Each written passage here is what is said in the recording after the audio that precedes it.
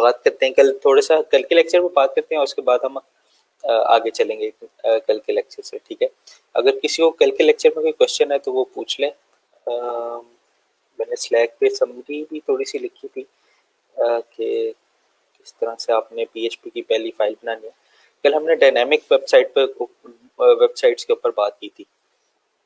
तो dynamic websites होती क्या है? डायनामिक वेबसाइट्स ऐसी वेबसाइट्स होती हैं जिनका कंटेंट डायनामिक होता है। स्टैटिक वेबसाइट ऐसी वेबसाइट्स होती हैं जिनका कंटेंट स्टैटिक होता है। अच्छा, अब स्टैटिक कंटेंट की जब हम बात करते हैं तो स्टैटिक कंटेंट का मतलब है वो कंटेंट चेंज नहीं होता, ठीक है। वो सारे यूजर्स के लिए एक ही कंटेंट नजर आएगा। और जो डायनामिक वेबसाइट है उसमें इस तरह होता है कि हर यूजर को उसके हिसाब से कंटेंट नजर आ सकता है, नहीं भी आ सकता। डिपेंड करता है आपने क्या चीज सेलेक्ट की हुई है, चूज की हुई है। तो शुरू करते हैं। फिर किसी को क्वेश्चन है कल के लेक्चर के हवाले से तो वो पूछ ले। मैं स्क्रीन शेयर कर देता हूँ।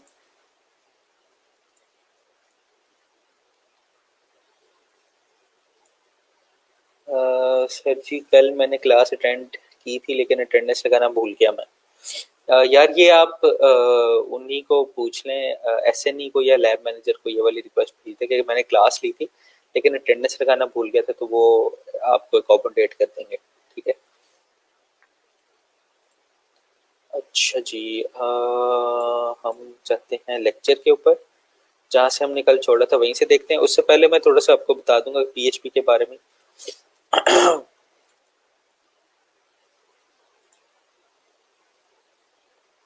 किसी का कोई सवाल है तो वो पूछ सकता है।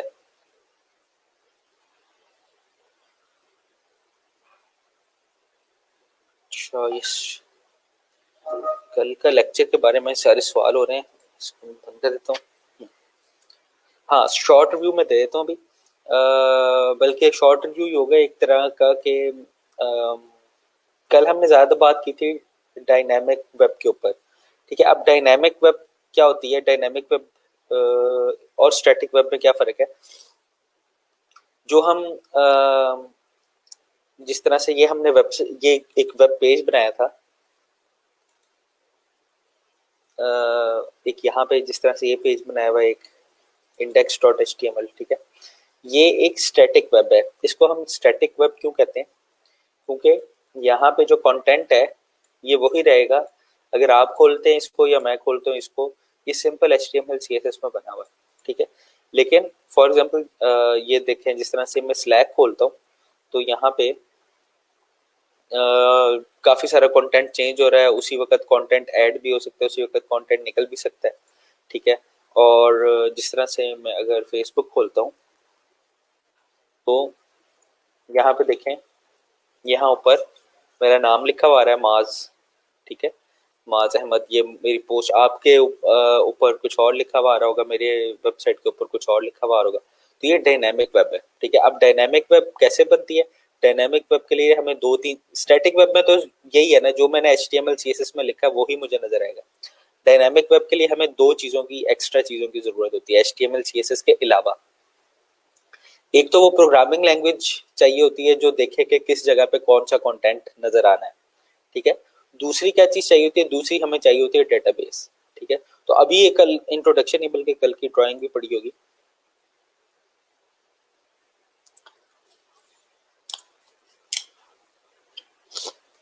अच्छा, जिस तरह से ये है, ये HTML CSS खाली अगर हो मेरे पास तो ये HTML CSS फिक्स्ड होती है, ठीक है। इसको मैं चेंज नहीं कर सकता विद रिस्पेक्ट टू टाइम, ठीक है। कंटेंट इसके ऊपर चेंज नहीं कर सकता, खाली HTML CSS। तो कंटेंट डायनामिक बनाने के लिए मुझे PHP चाहिए होती है। PHP क्या करती है? HTML CSS को मैनिपुलेट करती है और डाटा लेके आती है, डाटा डिस्प्ले करवाती है HTML के थ्रू, ठीक है। तो ये एक प्रोग्रामिंग लैंग्वेज चाहिए होती है। और ये प्रोग्रामिंग लैंग्वेज कहाँ पड़ी होती है? ये सर्वर के ऊपर पड़ी हुई होती है। सर्वर साइड प्रोग्रामिंग लैंग्वेज है PHP, ठीक है। इसी तरह की और भी बड़ी सर्वर साइड प्रोग्रामिंग लैंग्वेज है, जिस तरह पाइथन काफी पॉपुलर है, जावास्क्रिप्ट है, जे सॉरी जावास्क्रिप्ट भी होगी अब तो, पहले जावा है, C# है, ASP.NET के फ्रेमवर्क है, ASP एक्टिव सर्विस पेजेस है। ये काफी सारे सर्वर साइड की प्रोग्रामिंग के है। अच्छा, HTML हमने देखा था, HTML हाइपरटेक्स्ट मार्कअप लैंग्वेज जो है वो प्रोग्रामिंग लैंग्वेज नहीं है। पीएचपी प्रोग्रामिंग लैंग्वेज है, इसमें हम प्रोग्राम कर सकते हैं कि अब ये वाला एचटीएमएल का पोर्शन दिखाओ, अब ये वाला एचटीएमएल का कंटेंट दिखाओ, अब ये वाला दिखाना है या ये वाला नहीं दिखाना, ये वाला कितनी देर के लिए दिखाना है, अगर यूजर ये क्लिक करे तो क्या हो। ठीक है, तो ये सारा काम हम पीएचपी से के थ्रू कर सकते हैं, क्योंकि पीएचपी एक प्रोग्रामिंग लैंग्वेज है।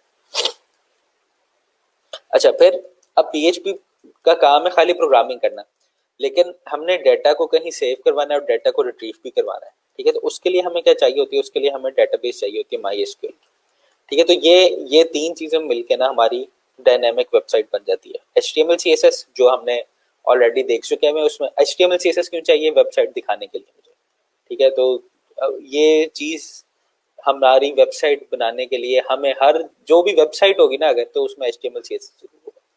ठीक है, फिर दूसरी चीज क्या आ जाती है, डायनामिक वेबसाइट बनाने के लिए। ठीक है, ये HTML CSS में स्टैटिक वेबसाइट बन जाएगी खाली अगर आपके। अच्छा, अगर मैं PHP डाल देता हूँ, PHP का क्या काम है, अब वो प्रोग्रामिंग आ जाती है HTML में कि अब ये वाला HTML का कोड नजर आए, अब ये वाला HTML का कोड नजर आए, यहाँ पे माज लिखा हुआ नजर आए, यहाँ पे कुछ और अहमद लिखा हुआ नजर आए, तो ये वाला काम कौन करेगा, ये PHP ये वाला काम करेगी। ठीक है, अच्छा, अब हम PHP क्यों देख रहे हैं, इसके लिए हम कल इसमें हम बड़ी बात की थी कि ये ओपन सोर्स लैंग्वेज है, क्या क्या फायदे हैं इसके। सबसे ज्यादा जॉब्स अगर आप फ्रीलांसिंग में देखें तो इसकी हैं, सबसे ज्यादा नई वेबसाइट्स 70% वेबसाइट इसकी हैं जो वेबसाइट बनती हैं वेब के ऊपर। तो जो प्रोग्रामिंग के लिए हमें चाहिए होंगी कि फलां काम कर दो, फलां काम ना करो, ये हम बताएंगे कि फलां HTML का कोड चलाओ, फलां HTML का कोड डिस्प्ले ना करो, तो ये PHP काम कर रही होगी। ठीक है, और डाटा सेव और रिट्रीव करने के लिए MySQL को हम यूज करते हैं। ठीक है, अच्छा जी, उसके बाद हमने ये W3 टैग से मैं आपको दिखा भी दूँ सर्वे, ये रेफरेंस के लिए बहुत अच्छी साइट है। ये बताती है कि आपका कह लें कि किस टेक्नोलॉजी का कितना यूज हो रहा है। ठीक है, तो यहाँ पे देखें सर्वर साइड प्रोग्रामिंग लैंग्वेजेस के, सर्वर साइड प्रोग्रामिंग लैंग्वेजेस कौन कौन सी है। अच्छा, most popular server side programming languages, PHP का यूजेज है 79%, 80%। इसका मतलब पता है क्या है, इसका मतलब ये है कि अगर 100 वेबसाइट्स हैं दुनिया में, टोटल दुनिया में 100 वेबसाइट हैं जो प्रोग्रामिंग लैंग्वेज यूज कर रही है, सर्वर साइड प्रोग्रामिंग लैंग्वेज। ठीक है, तो उनमें से 80% वेबसाइट या 80 वेबसाइट जो है, 100 में से 80 PHP पे बनी हुई है। ठीक है, तो इतना ज्यादा आप कह लें कि PHP का राज है। ठीक है, अब खाली यही वाली बात नहीं है PHP के 80% वेबसाइट, आप देखें ASP.NET में भी 10% वेबसाइट है। अब यहाँ पे देखें नीचे आ रहा है एक और survey, fastest growing server side programming language, ये वो है जो एग्जिस्टिंग वेबसाइट है। अच्छा, हम तो ये भी कह सकते हैं ना, चलो PHP किसी जमाने में बड़ी अच्छी थी, अब डाई कर रही है, लेकिन यहाँ पे देखें, यहाँ पे PHP में कितनी साइट्स बनी हुई है, 464 साइट्स, जो कह लें कि जो नई साइट्स बन रही हैं उनमें से भी सबसे ज्यादा साइट्स PHP के ऊपर बन रही हैं। ठीक है, फिर रूबी आ रहा है, फिर हमारे पास फिर जावास्क्रिप्ट आ रहा है। ठीक है, तो ये आपको नजर आ जाएगा यहाँ पे। ठीक है, ये हो गया जनाब। अच्छा, हम कहाँ पे थे, हाँ मैं रिव्यू कर रहा था और हम देख रहे थे PHP की फाइल कैसे बनानी। ठीक है, तो हमने फिर देखा था कि PHP को इंस्टॉल करने के लिए हमें XAMPP सर्वर इंस्टॉल करना पड़ता है। XAMPP सर्वर असल में क्या चीज़ है, XAMPP सर्वर इस तरह की, ये XAMPP इंस्टॉल करेंगे आप, XAMPP से बनता है क्या है, XAMPP से बनता है A से अपाची, M से MySQL, P से PHP और दूसरे P से पर्ल बनती है। पर्ल भी एक प्रोग्रामिंग लैंग्वेज है।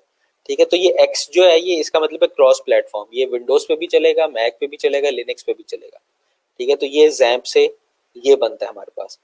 जो वैम्प है वो खाली विंडोज के लिए होता है, लेकिन XAMPP अच्छा इन्होंने बनाया हुआ और इजी टू यूज है।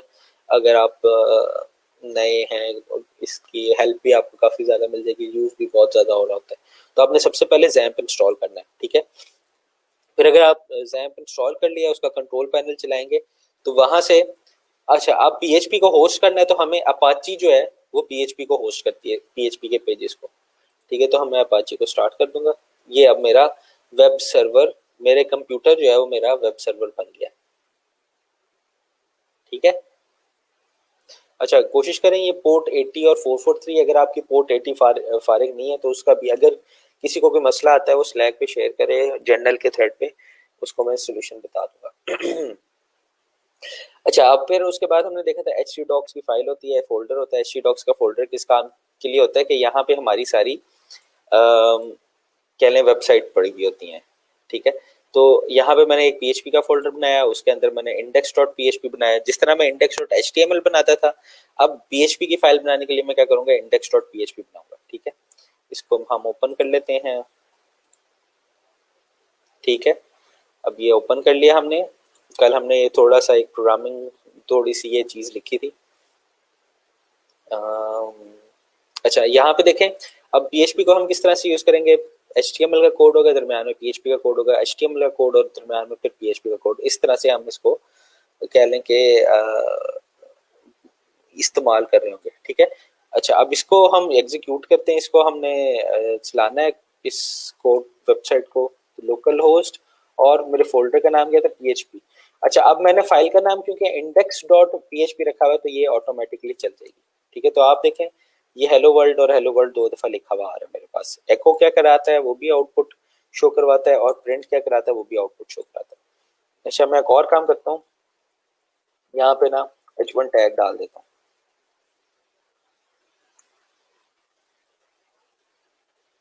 ठीक है, तो अब आप देखें जो पहले वाला हेलो वर्ल्ड था वो मैंने H1 में लिखा हुआ था, तो वो H1 का हेलो वर्ल्ड आ गया। ठीक है, दूसरे वाला सिंपल टेक्स्ट में आ गया।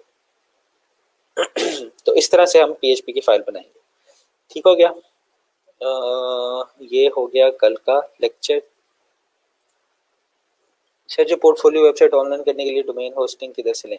यार आप अभी ना पोर्टफोलियो वेबसाइट मैंने आपको कहा था HTML CSS में बना लें, बल्कि वो भी अच्छा सवाल किया आपने।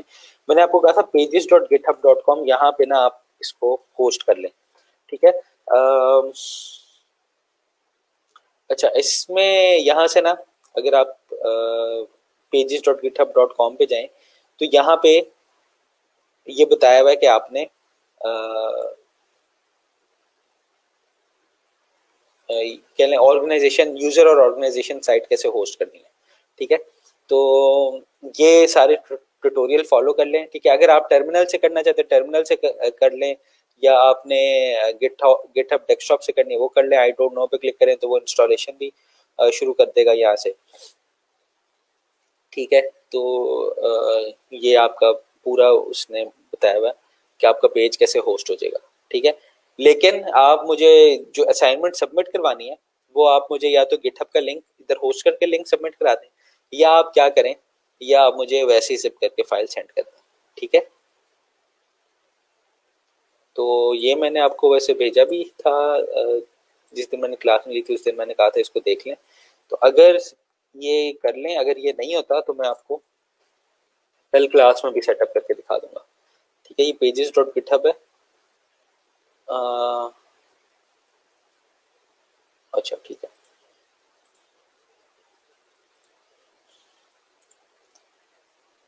ठीक है जी। अच्छा, इसको इस तरह से कर लेते हैं और हम आगे पढ़ना शुरू करते हैं।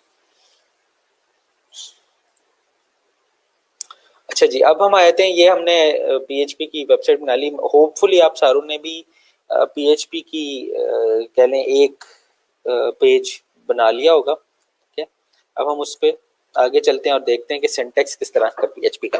अच्छा, किसी भी, अब ये पीएचपी क्या है, एक प्रोग्रामिंग लैंग्वेज है। ठीक है, इसकी भी कोई कह लें सेट ऑफ रूल्स होंगे कि किस तरह से इस प्रोग्रामिंग लैंग्वेज को हम लिख सकते हैं या इस्तेमाल कर सकते हैं।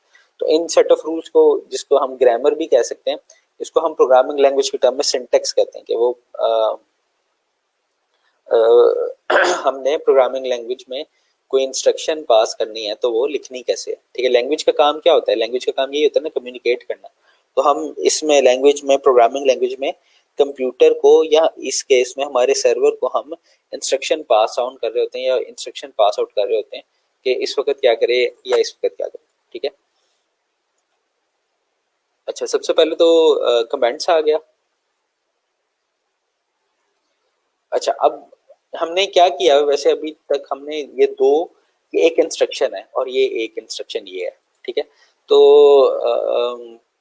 होता क्या है कि पीएचपी फॉर एग्जांपल, पीएचपी का प्रोसेसर चलता है, उसको पता है ना ये इंडेक्स डॉट पीएचपी फाइल है, तो वो यहाँ से शुरू हो जाता है, इसको यहाँ से देखेगा एचटीएमएल का टैग, एचटीएमएल का टैग, एचटीएमएल का टैग, एचटीएमएल का टैग, यहाँ पे आ जाएगा, हाँ जी चलो पीएचपी का टैग आ गया। अब पीएचपी का प्रोसेसर देखेगा कि क्या लिखा हुआ है, ठीक है, वो देखेगा कि इको लिखा हुआ है, इसका मतलब है प्रिंट आउट कराना है, तो वो प्रिंट करा देगा, ठीक है, जो ये स्ट्रिंग जो भी हम देंगे ना स्ट्रिंग, उसको ये प्रिंट आउट करा देगा, ठीक है। इसी तरह से अब नेक्स्ट लाइन पर आएगा, इसको कैसे पता कैसे चलेगा ये इंस्ट्रक्शन खत्म हो गई, ये सेमी कॉलन से पता चलेगा। एक इंस्ट्रक्शन में एक सेमी कॉलन होता है, ठीक है। तो दूसरी इंस्ट्रक्शन आगे, दूसरी इंस्ट्रक्शन में भी प्रिंट का फंक्शन है, ठीक है। अब प्रिंट का फंक्शन क्या करता है कि जो भी इसके ब्रैकेट्स के अंदर मैं लिखूंगा, स्ट्रिंग पास करूंगा, उसको ये प्रिंट करा देगा, तो ये इस लाइन को प्रिंट करा देगा।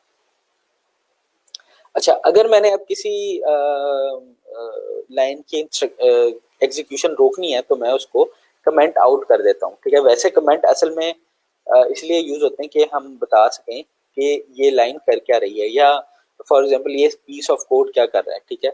दिस कमांड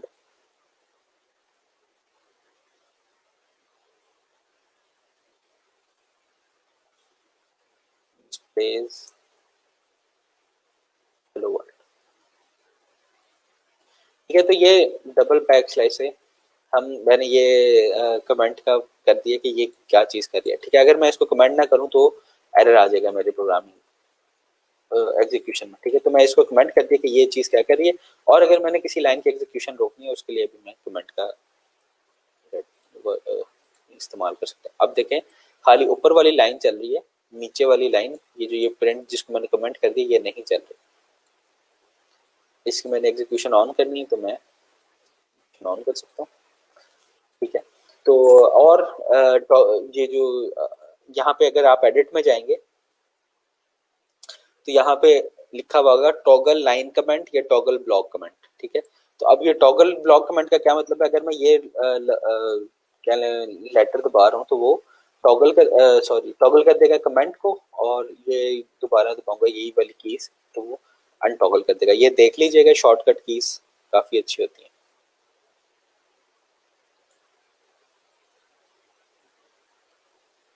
अच्छा जी, ये हो गया।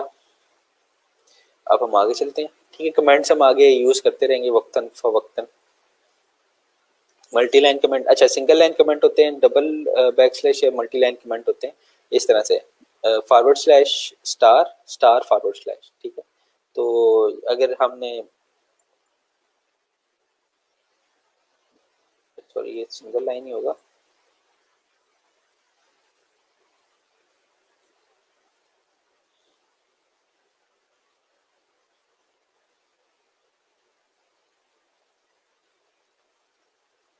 जी खुद ही कर लेते हैं हम।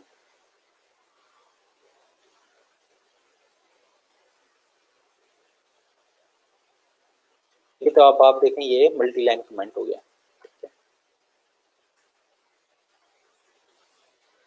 अच्छा जी, हाँ सेमी कॉलन, इसके ऊपर हम सेमी कॉलन के ऊपर, ये आपने अगर कोई प्रोग्रामिंग लैंग्वेज पहले से यूज की हुई तो इसका बहुत आइडिया होगा, इसको जल्दी से देख लेते हैं। PHP is quite simple language with roots in C and Perl, ठीक है। तो C के ऊपर बेस्ड है ज्यादा जो PHP है, yet it looks more like Java. It is also very flexible, but there are few rules that you need to learn about its syntax and structure. सबसे पहला रूल है सेमी कॉलन का, ठीक है। सेमी कॉलन ये अक्सर लोग mistake भी करते हैं, और ये कहने के बहुत जरूरी भी है कि हम सेमी कॉलन कहाँ यूज करते हैं, हर जो भी इंस्ट्रक्शन मैं लिखूंगा उसके एंड पे मैंने सेमीकोलन लिखना है, ताकि मुझे मैं अपने सर्वर को बता सकूं कि ये इंस्ट्रक्शन यहाँ पे खत्म हो चुकी है, ठीक है। तो अगर ये इस तरह ना होता, सेमीकोलन ना यूज करें हम, तो अगर कंप्यूटर को ना पता चले कि इंस्ट्रक्शन कब खत्म हो रही है, तो कंप्यूटर जो है वो एक वक्त में एक ही इंस्ट्रक्शन को फॉलो कर सकता है, ठीक है। अच्छा, तो यहाँ पे देखें जो भी इंस्ट्रक्शन मैंने पास आउट किया उसको मैंने सेमीकोलन से एंड किया, ताकि यहाँ पे आएगा लाइन नंबर 9 को एग्जीक्यूट करेगा, इको हेलो वर्ल्ड, ठीक है, देखिएगा सेमीकोलन इंस्ट्रक्शन खत्म हो गई, फिर अगले इंस्ट्रक्शन पे चला जाएगा। अच्छा जी, अब हम आते हैं डॉलर सिंबल के ऊपर। तो अब देखें प्रोग्रामिंग लैंग्वेज में क्या होता है। प्रोग्रामिंग लैंग्वेज में हमने कोई काम करवाना होता है, ये इसी तरह से होता है जिस तरह से आप मैथ्स में कुछ चीजें सेव कराते हैं, कैलकुलेट करते हैं और फिर काम करते हैं। ठीक है, तो डॉलर सिंबल क्या होता है? डॉलर सिंबल हमारे वेरिएबल्स को डिक्लेयर करने के लिए होता है। ठीक है, अगर किसी ने पहले कोई प्रोग्रामिंग लैंग्वेज पढ़ी हुई है तो उसमें क्या होता था कि अगर मैंने फॉर एग्जांपल ये हम करते हैं सी में, सी प्लस प्लस में, जावा में, ठीक है, most of the programming language में हम इस तरह से कह लें कि अपना वेरिएबल डिक्लेयर करते हैं, इंट, फ्लोट।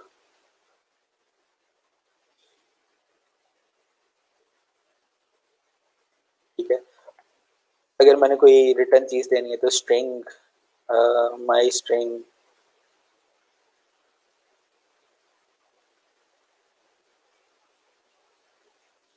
लेकिन पीएचपी में हम इस तरह नहीं करते। पीएचपी में अगर मैंने ये क्या होते हैं, एक्स और वाई क्या है, वेरिएबल है। ठीक है, वेरिएबल का मतलब क्या है ये हम आगे जाके भी देख लेते हैं, लेकिन जिस तरह मैथ के वेरिएबल होते हैं कि उसमें कोई भी वैल्यू असाइन हो सकती है, और वेरिएबल जो है वो वैल्यू स्टोर करने के लिए आगे फ्यूचर में किसी मकसद, किसी टाइम पे इस वैल्यू को यूज करने के लिए इस्तेमाल होते हैं। तो यहाँ पे देखें ये हमें कोई और प्रोग्रामिंग लैंग्वेज होती है तो उसमें हमें ये चीजें डिफाइन करनी पड़ती है कि मैं क्या चीज लिखने लगा हूँ। ठीक है, अगर मैं इंटीजर लिख रहा हूँ तो इंटीजर लिखूंगा, फ्लोट लिख रहा हूँ तो फ्लोट यूज कर रहा हूँ तो फ्लोट लिखूंगा। फ्लोट में असल में पॉइंट वाली वैल्यूज आती हैं, डेसिमल वाली वैल्यूज। और माई अगर कोई स्ट्रिंग लिखनी है तो मुझे स्ट्रिंग लिखना पड़ेगा। लेकिन पीएचपी में इतना आसान है काम कि मुझे बताने की जरूरत नहीं है कि मैं क्या लिख रहा हूँ, मैं बस डॉलर साइन डालूंगा और वो वेरिएबल बन जाएगा मेरा। ठीक है, अब फॉर एग्जांपल ये डॉलर साइन डाला, ये मेरा वेरिएबल बन गया, और ये डॉलर साइन डालेंगे हम, तो ये हमारा वेरिएबल बन जाएगा। ठीक हो गया।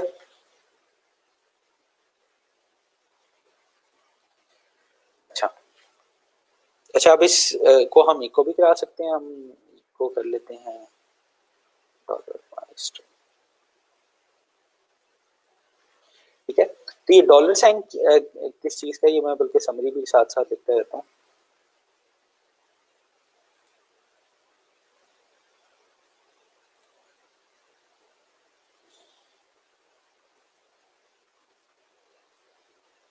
एटीन है, लेक्चर 19 है आज। आज लेक्चर 19 है मेरे ख्याल में।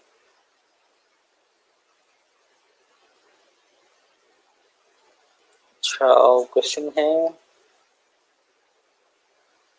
अच्छा सर, विजुअल स्टूडियो डायरेक्ट कैसे रन करें फाइल को? हाँ, विजुअल स्टूडियो से ना रन करें आप, आपने यहाँ से मुझे सवाल नहीं समझी। अगर आपने विजुअल स्टूडियो को करना है ना, यहाँ से आप ओपन विद करें और यहाँ चूज अनदर ऐप में जाके आप विजुअल स्टूडियो को सिलेक्ट कर लें। ठीक है, और अगर आपका आपका ये सवाल है कि ये विजुअल, ये मैं खोलता हूँ तो विजुअल स्टूडियो पे नहीं आ रहा, तो चूज अनदर ऐप में जाएं, विजुअल स्टूडियो में जाएं, और बल्कि यहाँ पे always use this app to open PHP file में जाएं और फिर यहाँ से विजुअल स्टूडियो में चले जाएं। ठीक है, तो वो फिर हमेशा आगे से विजुअल स्टूडियो में ही खुलेगी। ठीक हो गया। मेरे ख्याल में यही सवाल था आपका। सॉरी। अच्छा, अच्छा, यहाँ पे हम लिख रहे थे समरी लेक्चर, मेरे ख्याल में 19 बनता है। अच्छा, लेक्चर का नंबर चलें, इसको बाद में देख लेंगे, क्योंकि यहाँ पर अभी देख लेते हैं। सही, तो आज का लेक्चर लेक्चर 18।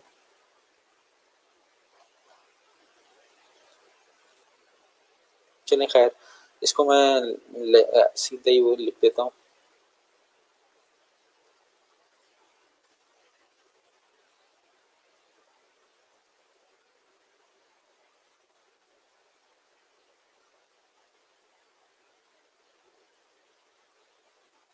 अच्छा, तो सबसे पहले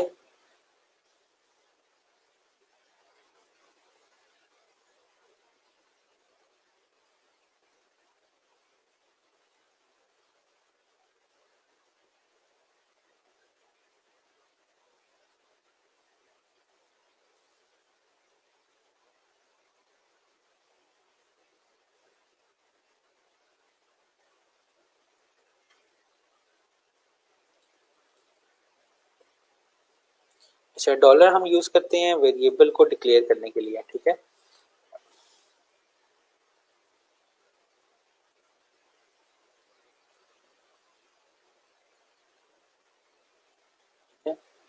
अच्छा, एक को और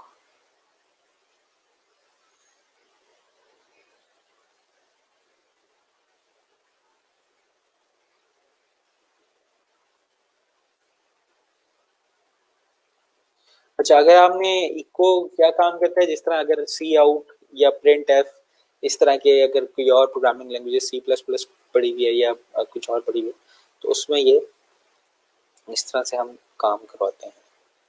अच्छा जी, यहाँ तक हो गया, आगे चलते हैं।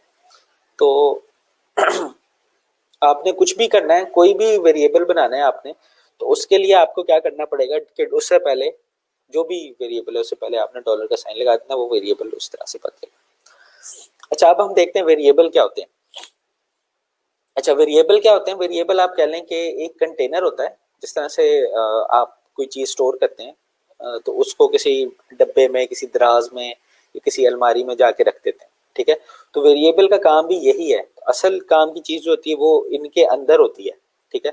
जिस तरह से ये हमने एक वेरिएबल बनाया है एक्स का, ठीक है। अब एक्स मेरे काम का नहीं है, एक्स के अंदर जो वैल्यू पड़ी हुई है वो मेरे काम की है, ठीक है। फॉर एग्जाम्पल अब मैं यहाँ पे रख लेता हूँ डॉलर नेम, ठीक है। अब इसमें मैंने नेम सेव कराना है, मैं अपना नाम लिख लेता हूँ यहाँ पे,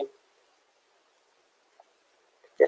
तो और अगर मैंने नेम को जब भी डिस्प्ले करवाना है तो मैं यहाँ पे लिख दूंगा डॉलर नेम, उसमें मेरा नेम नजर आ जाएगा, ठीक है। और इसको मैं बदल भी सकता हूँ। क्लास के दरमियान में कॉल आ गई, चलें ये वो कास्ट से मैं बाद में, अच्छा ये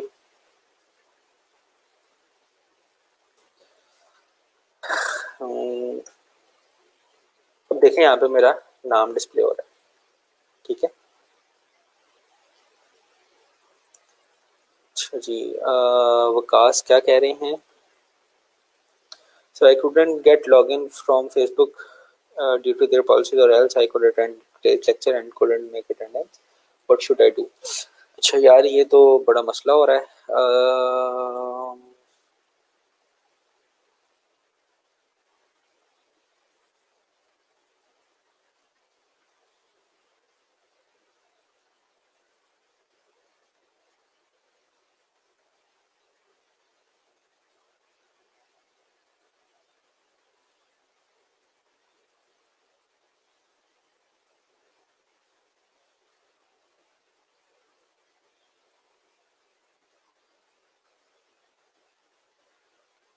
आप चलो, इनको मैं बता था, इनको तो लेक्चर भी नहीं ले रहे होंगे।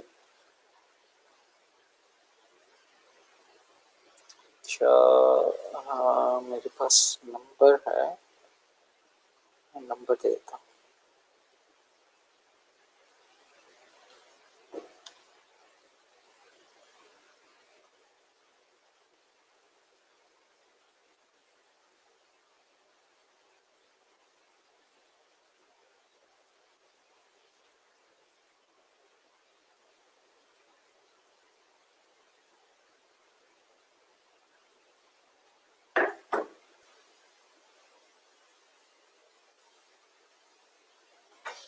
अच्छा जी, क्या हो गया?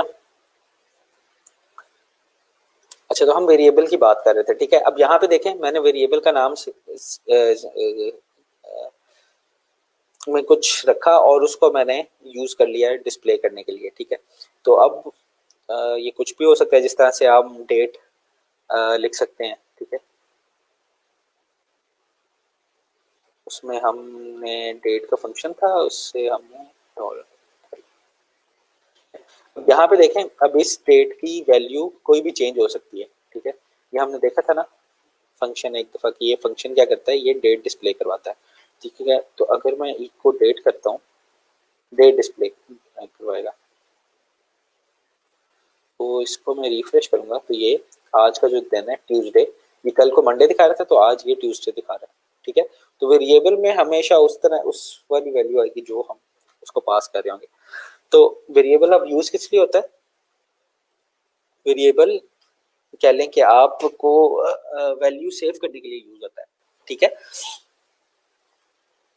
अच्छा, अब ये यहाँ पे उसने ये इसी तरह एक क्या लें एग्जांपल दी हुई है कि आप समझे कि एक माचिस की डिब्बी है, उसमें आपने ना फॉर एग्जांपल उस माचिस के डिब्बी का नाम यूजर नेम है और उसमें आपने एक पर्ची पे यूजर नेम लिखा है, कोई भी आप लिख सकते हैं।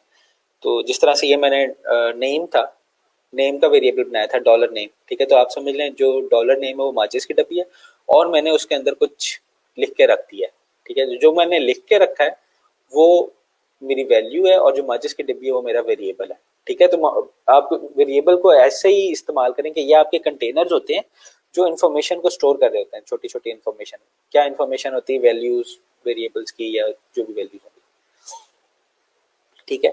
तो अब वेरिएबल्स हर तरह के होते हैं, ठीक है। जिस तरह से हमने देखा कि यहाँ पे ये स्ट्रिंग वेरिएबल है, यहाँ पे ये कह लें कि हमारा कौन सा वेरिएबल है, फ्लोट वेरिएबल है, ठीक है। यहाँ पे ये कौन सा वेरिएबल है, यहाँ पे ये स्ट्रिंग है और जहाँ पे इसको हम डायनेमिक कोई भी चीज़ असाइन कर सकते हैं, ठीक है। तो अच्छा sir, you have not reply my slack and about contact number I have. अच्छा, मैं अपना नंबर दे दूं? मैं ना, मुझे ना आप बाद में रिमाइंड कराइएगा, मैंने स्लैक के मैसेजेस काफ़ी अरसे से नहीं देखे हुए। मेरे ख्याल में 2 दिन हो गए मुझे, तो ये मैं आज देख लूँगा। थोड़ा सा बिजी था मैं, बल्कि आज टेक्स्ट फाइल के लिए मैं सारे जो भी अर्निंग प्रूफ्स वगैरह थे वो करने थे। कल आज आखिरी डेट है टेक्स्ट फाइलिंग की, ये काम हो जाएगा तो मैं काफ़ी फ्री हो जाऊँगा, ठीक है। तो अगर मल्टीपल अर्निंग सोर्स होते हैं और स्पेशली फ्रीलांसर के लिए तो काफ़ी टैक्स फाइलिंग ज़रा हेक्टिक हो जाता है, ठीक है। तो मैं ये देख लूँगा आज और आपको अप्लाई कर दूँगा। अच्छा जी, ये हो गया।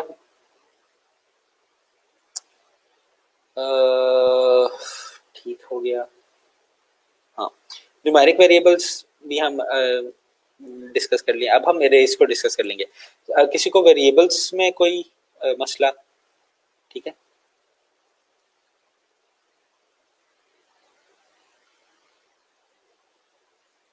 अच्छा, ये किसी ने मैसेज भी कर दिया कि फॉर असाइनमेंट आपको डोमेन एंड होस्टिंग नहीं लेनी। If you want a domain there are many online services such as GoDaddy hosting, Bringster वगैरह। हाँ जी, बिल्कुल सही है। असाइनमेंट आपने वैसे ही लेते नहीं है।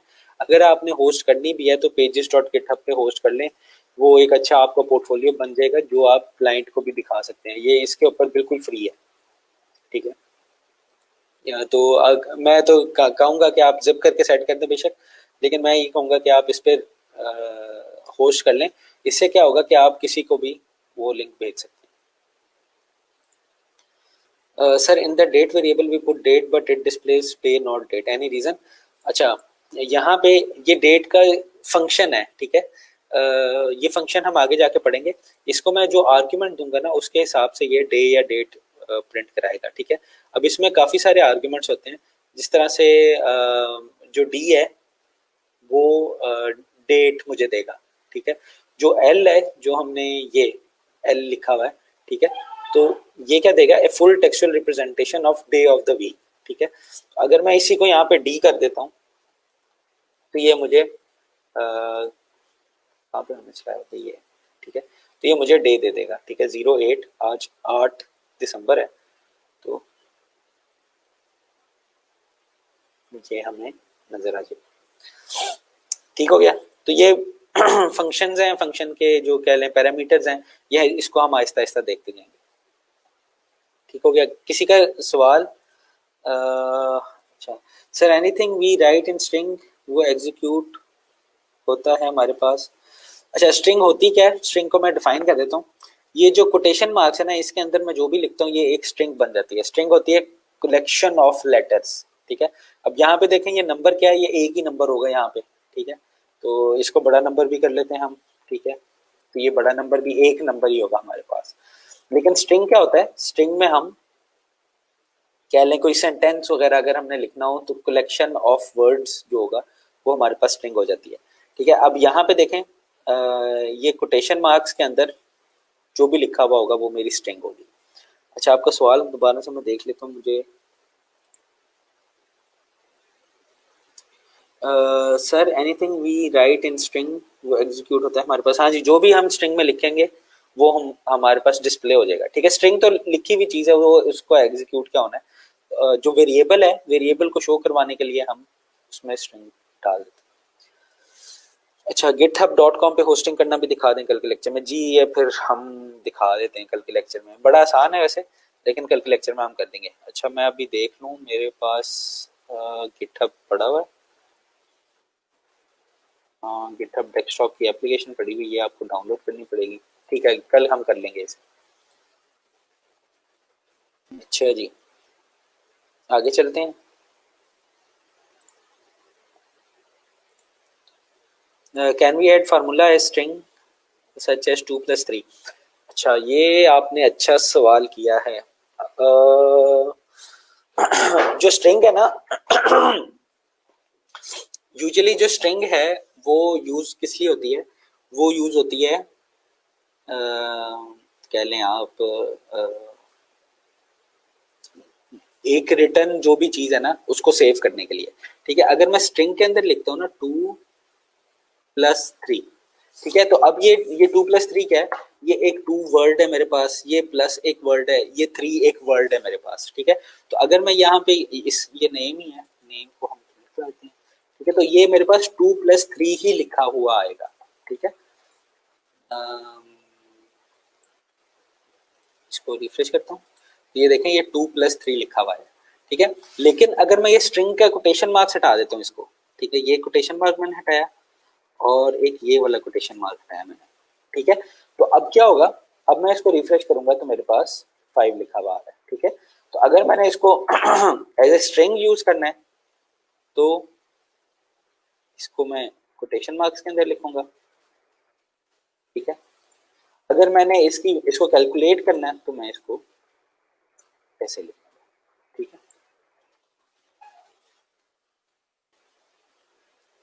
अच्छा जी,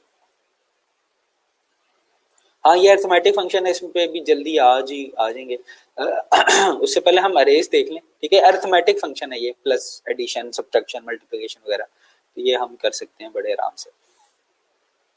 अच्छा, ये वेरिएबल तो देख लिया ना हमने, वेरिएबल क्या कर रहे हैं, डॉलर लगाता हूँ मैं आगे, कुछ भी लिख देता हूँ, वेरिएबल बन जाता है। इतनी आसान है पीएचपी। ठीक है, अच्छा अब हम आगे चलते हैं, अब देखते हैं ये कुछ अरेज का कह रहा है। अरे आपको वैसे आपने मैथ्स में भी पढ़ी होगी। वैसे अगर अरेज का अगर जिक्र करें तो एक चीज किसी ऑर्डर में पड़ी हुई हो, चीज के अंदर कुछ एलिमेंट्स ऑर्डर में पड़े हुए हैं, तो वो अरेज अरेज में पड़ी हुई होती हैं। या एक अरे का मतलब ये होता है कि एक लाइन है उसमें चीजें पड़ी हुई हैं, मल्टीपल चीजें। ऐसे ही होता है ना, अरे का मतलब यही होता है, लिटरल मीनिंग। ठीक है, अब हम देखते हैं, बल्कि मैं ऐसा करता हूँ, इसको हम ना कमेंट करते जाते हैं। ठीक है, ये है जनाब, ये हमारे वेरिएबल हो गए।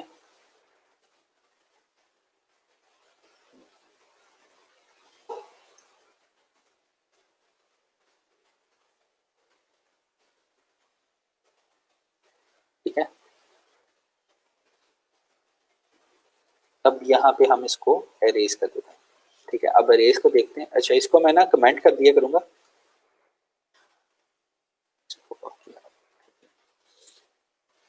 अच्छा जी, अरेज क्या होती हैं, अरे होती हैं अब जिस तरह से एक जो मैच बॉक्स था उसमें एक वैल्यू थी, या ये जो चीज थी माई स्ट्रिंग, इसमें एक वैल्यू थी। ये वैल्यू क्या है, दिस इज ए स्ट्रिंग। ठीक है, ये जो नेम था इसमें एक वैल्यू है 2+3 5। ठीक है, लेकिन अरेज में क्या होता है, अरेज में मल्टीपल वैल्यू स्टोर करा सकते हैं हम एक ही वेरिएबल के अंदर। ठीक है, अब ऐसा वेरिएबल जिसके अंदर मल्टीपल वैल्यू स्टोर हो रही हो उसको हम अरे कहते हैं। ठीक है, अब अरे बनाने का तरीका क्या होता है। ठीक है, अरे बनाने के काफी सारे तरीके होते हैं, हम एक कन्वेंशन है जो फॉलो कर लेंगे। ठीक है, आप जब आपको प्रोग्रामिंग लैंग्वेज आ जाएगी आप बाकी भी देख सकते हैं। ठीक है, सबसे पहला तो अरे जो है वो एक वेरिएबल ही होता है, तो इसको हम माई अरे कह देते हैं। उसके बाद हम क्या लिखते हैं, अरे, और उसके बाद हम वैल्यूज डालने लग जाते हैं, 1 2 3 4 5 6 5 तक रख लेते हैं। ठीक है, तो अब क्या हो गया, अब ये देखें, पहले मैंने क्या सेव करा था, पहले मैं एक एक एक नंबर सेव कर रहा था, वो नंबर क्या था 1189। ठीक है, अब मैं कितने सेव कर रहा हूँ, नंबर 1 2 3 4 5, ठीक है। मैंने अब 5 नंबर सेव कर लिए, ठीक है। इसको मैं 10 20 30 40 और 50 भी कर सकता हूँ, ठीक है। तो अब आप देखें, अगर वही वाली एनालॉजी लें तो एक कंटेनर है ये, ठीक है। एक कंटेनर कह लें, एक दराज में ये पड़ा हुआ है। तो अगर ये एक दराज है, एक वेरिएबल, तो अरे क्या होगी? अरे हमारी पूरी अलमारी है। अलमारी की पहली दराज में ये पड़ा है, दूसरी में ये पड़ा है, तीसरी में ये पड़ा है, चौथी में ये पड़ा है, पांचवी में ये पड़ा है, ठीक है। समझ आई कुछ? ये एक कंटेनर है, ठीक है। और ये आप कह लें कि ये एक ऐसा कंटेनर है, अरे एक ऐसा कंटेनर होता है जिसके ऊपर, जिसके अंदर काफी सारे कंटेनर होते हैं, ठीक है। तो चलें, ये अरे इस तरह लिख तो लिया मैंने। अब मैंने चीजें सेव भी करा ली हैं, ठीक है। अब मैंने उनको डिस्प्ले करवाना है, तो मुझे क्या करना पड़ेगा? देखो, ठीक है। और ये माई अरे लिख के देखते हैं, ठीक है। बाकी तो हम इसी तरह डिस्प्ले करवा लेते हैं ना। लेकिन अब होगा क्या कि ये एरर उसने दे दिया है कि जनाब मैं इसको तो डिस्प्ले नहीं, ये आपने क्या लिखा है ये मुझे नहीं पता, ठीक है। तो वैसे उसने असल में क्या लिखा है? अरे to string conversion on line 21, ठीक है। तो ये अरे को स्ट्रिंग को नहीं करा सकता ये, ठीक है। इसको हम देख लेते हैं अभी कि किस तरह से हमने देखना है। पहले हम अरे को देख लें, यहाँ पे कुछ लिखा होगा जो शायद हमें समझने के लिए भी हेल्प करे। काफी ज्यादा लिखा हुआ है तो मैं आपको समरी समरी बता देता हूँ।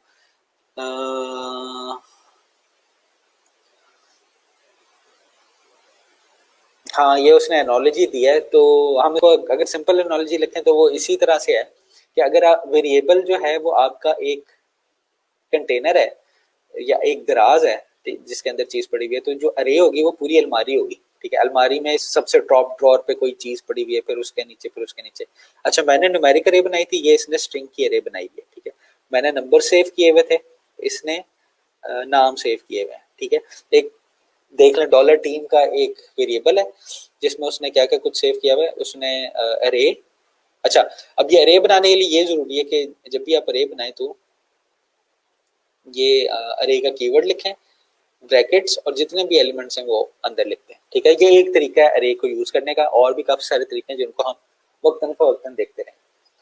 The syntax is more complicated than the ones the array building consists of the following construct array, ठीक है। तो ये अरे का कीवर्ड यूज करेंगे ना जब, तब भी हमारी अरे बनेगी। अगर मैं ये अरे का कीवर्ड यूज नहीं करूंगा तो हमारी अरे नहीं बनेगी। अच्छा, अब इसको डिस्प्ले करवाने के लिए हमें क्या करना पड़ेगा?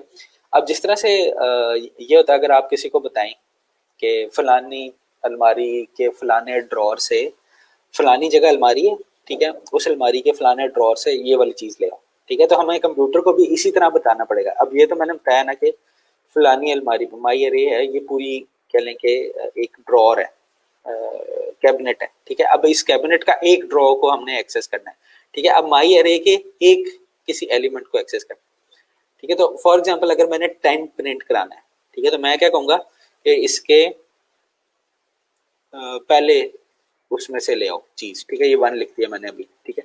लेकिन ये इस तरह 1 इसको समझ नहीं आ रही, ठीक है। तो हम 1 किस तरह लिखेंगे? क्योंकि ये अरे है तो इसका भी सिंटेक्स हमारे पास, इसको हम स्क्वायर ब्रैकेट्स के अंदर 1 लिखेंगे, ठीक है। लेकिन जब मैं 1 लिखता हूँ ना, तो इससे क्या होता है? अब देखें, अब मैं 1 माई अरे 1 प्रिंट कराऊंगा तो वैसे तो 10 आना चाहिए, लेकिन मेरे पास क्या आता है? मेरे पास 10 नहीं आएगा, मेरे पास 20 आ जाएगा। तो ये 20 क्यों आया?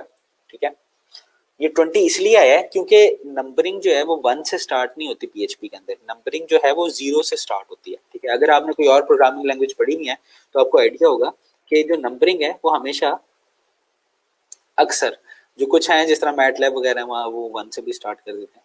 तो खैर, जो नंबरिंग है वो हमारी 0 से स्टार्ट हो रही है, ठीक है। तो 0 इंडेक्स पे क्या पड़ा हुआ है, ये इसको इंडेक्स कह देंगे, ठीक है। या जिस तरह हम कह रहे हैं ना, ये अलमारी है और इसकी ये ड्रॉर नंबर 1 है, तो इसको कहते हैं कि ये हमारी अरे है और ये इसका इंडेक्स नंबर 0 है, ठीक है। तो अब 0 पे क्या पड़ा हुआ है? 10। अच्छा, ये सेव नहीं किया मैंने। 0 पे क्या पड़ा है? 10, ठीक है। अब इसी तरह अगर मैंने और कुछ दिखाना है, अगला एलिमेंट दिखाना है, तो पहले मैं एक लाइन ब्रेक कर लेते हैं हम। लाइन ब्रेक br से लाइन ब्रेक हो जाती है, ठीक है, नेक्स्ट लाइन में आएगा ये। और इसी को मैं कॉपी करता हूँ, यहाँ पे इसका इंडेक्स नंबर चेंज कर देता हूँ, ठीक है। अब ये दूसरा नंबर आ गया, ठीक है। अब मैंने तीसरा नंबर दिखाना है तो तीसरा नंबर भी इसी तरह आ जाएगा।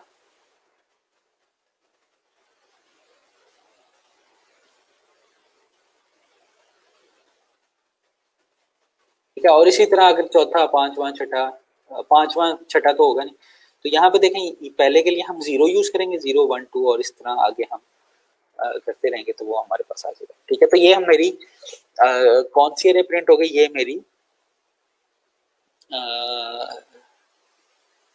कह लें आप न्यूमेरिक अरे प्रिंट हो गई, ठीक है। इसको मैं लिख भी देता हूँ, ये कौन सी अरे है, न्यूमेरिक, ठीक है। अब यही वाला काम अगर मैंने करना हो स्ट्रिंग अरे के साथ, ठीक है, तो हम स्ट्रिंग अरे के साथ ये वाला काम कर लेते हैं, ठीक है। अब वही फॉर एग्जांपल अगर मैंने जिस तरह से यहाँ पे टीम था, यहाँ पे हम क्लास रख लेते हैं, ठीक है। क्लास के अंदर स्टूडेंट्स के नाम आ जाएंगे, अहमद,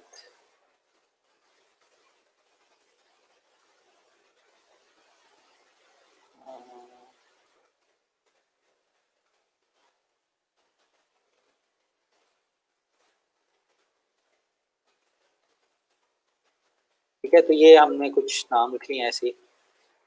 अब इसको इसके लिए भी, इसको डिस्प्ले करवाने के लिए भी हम वही करेंगे, ठीक है। अगर फॉर एग्जांपल अगर मैंने अहमद डिस्प्ले करवाना है तो मैं क्या करूँगा, class echo dollar class equal to, sorry equal to, यहाँ पे हमने ब्रैकेट लगानी है और नंबर लिखना है कि ये 0 में, तो इसको हम ऐसे करते हैं, ठीक है। जब अहमद डिस्प्ले हो जाएगा, ठीक है। इसी तरह अली डिस्प्ले करवाना तो उसके लिए हम 0 1 लिख देंगे, और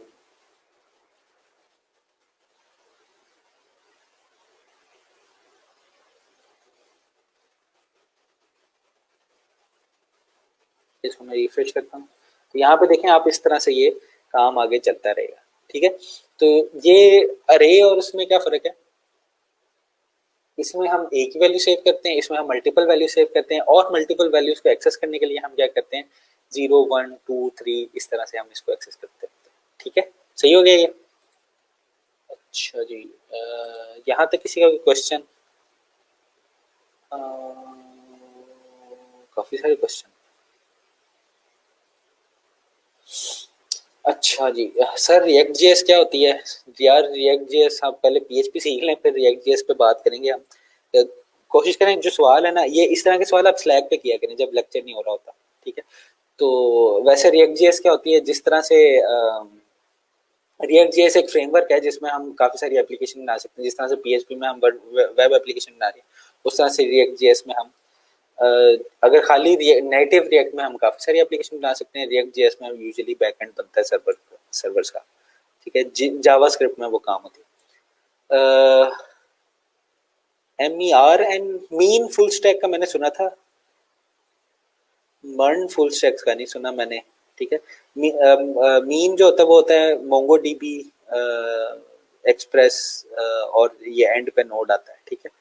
तो ये जो लेटर्स होते हैं ना, इन्हीं से टेक्नोलॉजी से बनते हैं, ठीक है। तो sir cookie popup, cookie log file क्या होती है HTML CSS में? यार कुकीज जो है ना, ये हम बनाएंगे PHP के थ्रू, ठीक है। तो ये 2 3 लेक्चर्स का इंतजार कर लें आप, तो आपको कुकी भी हम बनाना सिखा देंगे। अच्छा sir, XAMPP is not compatible और ऑन माय लैपटॉप एरर आ रहा है। यार ये एरर जो है वो आप स्लैक पे भेजें जनरल में, अभी अभी अभी इसको देख लेते हैं अगर कुछ लिखा हुआ आ रहा हो। अच्छा ये किसी और का एरर आ गया है।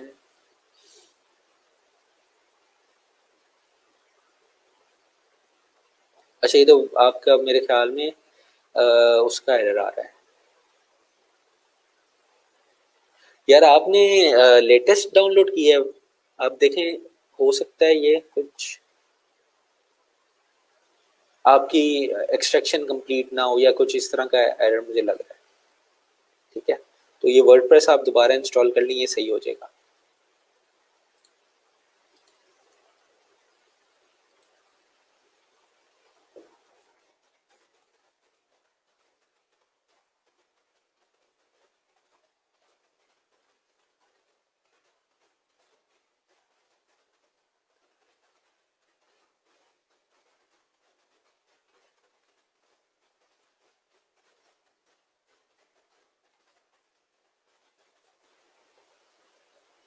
ठीक है, तो बाकी ये जो कौन है सलमान, आप ना अपना जो जैम्प का एरर आ रहा है वो लिख के भेज दें, उसमें हम फिर हमें आइडिया होगा। ठीक है, एरर एरर खाली एरर से तो मैं कुछ नहीं बता सकता। सर अरे में इंडेक्स नंबर से इको नहीं होता,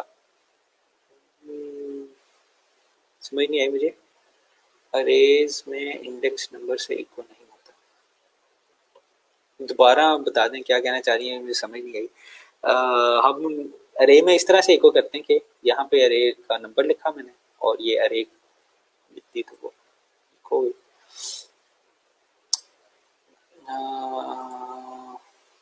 sir can we write this in one line, क्या चीज़ हम एक लाइन में लिख लें, समझ नहीं आई मुझे, ये दोबारा पूछें आप सवाल। सर ये रिटर्न वैल्यू क्या होती है, यार रिटर्न वैल्यू जब फंक्शन पढ़ेंगे ना तब हम रिटर्न वैल्यू भी देख लेंगे। ठीक है, रिटर्न वैल्यू होती है फंक्शन को आप वैल्यू देते हैं। सर अरे में इको इंडेक्स नंबर से होता है, index number start from 0 to onward, हाँ जी बिल्कुल ऐसे ही है, मैंने भी यही बताया है। To write all list in single line, अच्छा ये नहीं होगा यहाँ पे।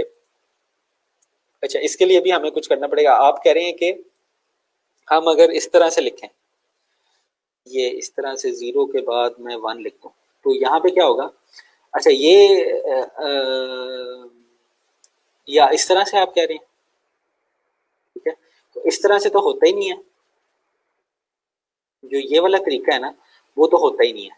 ठीक है, इस तरह से हम लिख ही नहीं सकते। ठीक है, ये आपको चला कर मैं दिखाता हूँ, एरर आएगा यहाँ पे। ठीक है, बल्कि उसने ये लिख दिया, ये भी मुझे याद आ गया। ठीक है, वो 0 का 1 इंडेक्स इसने इसको भी अरे बना लिया। ठीक है, अगर मैं इस यही काम यहाँ पे करूँ ना,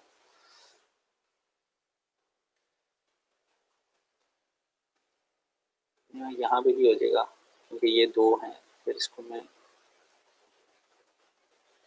करूँ तो यहाँ पे एरर आएगा। ठीक है,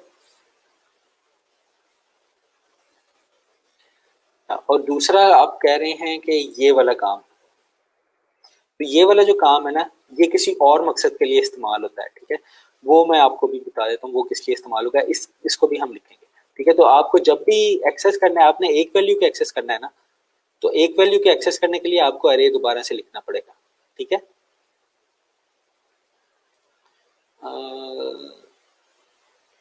यार ये 2-3 दिन में बिजी था और होपफुली मैं अब स्लैक पे कह रहे हैं रिप्लाई नहीं आता, 2-3 दिन में बिजी था तो होपफुली आज के दिन भी शायद बिजी हूँ, तो कल से आपको रिप्लाई आना शुरू हो जाएंगे। ठीक है, मैंने आपकी बल्कि असाइनमेंट्स भी चेक करनी है, वो भी मेरे पास पड़े हैं। सर सिंगल इको लगाने से ये सारे नेम डिस्प्ले हो सकते हैं, हाँ जी सिंगल इको लगाने से सारे नेम डिस्प्ले हो सकते हैं, लेकिन आपको क्या करना पड़ेगा, आपको बाकी सारों को लेके आना पड़ेगा। फॉर एग्जाम्पल ये डॉट का एक ऑपरेटर होता है कंकैटिनेशन का ऑपरेटर। ठीक है, तो अब ये अरे ही में डिस्प्ले करवा रहा हूँ, डिस्प्ले वैसे स्ट्रिंग ही होती है, तो डॉलर क्लास 1 करते हैं आप, मैं यहाँ पे 3 कर देता हूँ। ठीक है, और इसमें स्पेस भी कर देते हैं हम। ठीक है, तो ये हम आगे जाके करते रहेंगे, लेकिन आप समझ लें कि तरीके होते हैं, लेकिन अगर आपका सवाल है कि सिंगल इको से मैं कर लूँ चीज़ें, तो वो इस तरह से ये तरीका है कि इसको देख लीजिएगा। ठीक है, ये मैंने किया क्या है, डॉट का ऑपरेटर क्या करता है, स्ट्रिंग कंकैटिनेशन का ऑपरेटर होता है, ये हम आगे जाके पढ़ेंगे। ठीक है, तो मैंने स्पेस डाली और ये जो भी 0 1 2 3 ये थर्ड ये वाला बनता है, सॉरी फोर्थ ये वाला बनता है, इंडेक्स नंबर 3 है इसका, ये यहाँ पे डिस्प्ले हो जाएगा। ठीक है जनाब,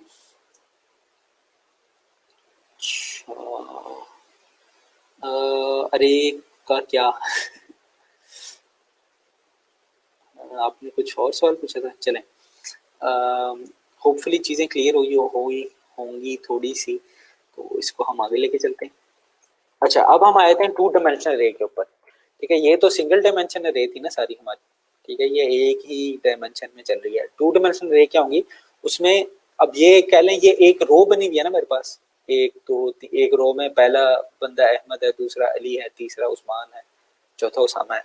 ठीक है, अगर मेरी ये रोज जो है ये पूरा रोज और कॉलम्स में भी बन जाती है, ये इस तरह भी बन जाती है और इस तरह भी बन जाती है, तो उसको ऐसे अरे को कहते हैं हम, ये हमारी टू डायमेंशनल अरे है। ठीक है, तो हम लिखते हैं ये थी हमारी न्यूमेरिक अरे।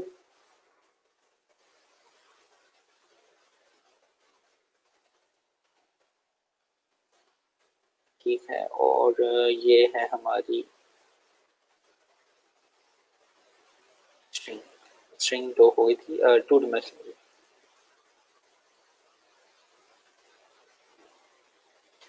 अब टू डायमेंशनल रे के लिए क्या करेंगे, इसको मैं टू डी कह लेता हूँ, सॉरी नंबर से नहीं स्टार्ट कर सकते, टू डी। ठीक है, अब ये टू डी अरे क्या होती है, ये अरे बना लेते हैं हम इसमें। अच्छा, अब इस अरे में क्या होता है, इस अरे के अंदर हम और अरेज डाल लेते हैं। ठीक है, फॉर एग्जाम्पल अरे वन होगी ये, और ये एक array two। ठीक है, तो ये अरे के अंदर अरे जब आया दिया है, for example one two three यहाँ पे लिख दिया मैंने, फोर फाइव सिक्स यहाँ पे लिख दिया। ठीक है, एक और अरे बना लेते हैं, यहाँ पे कॉमा आएगा और यहाँ पे हमारा एक और कॉमा आएगा, और इसको अरे यहाँ पे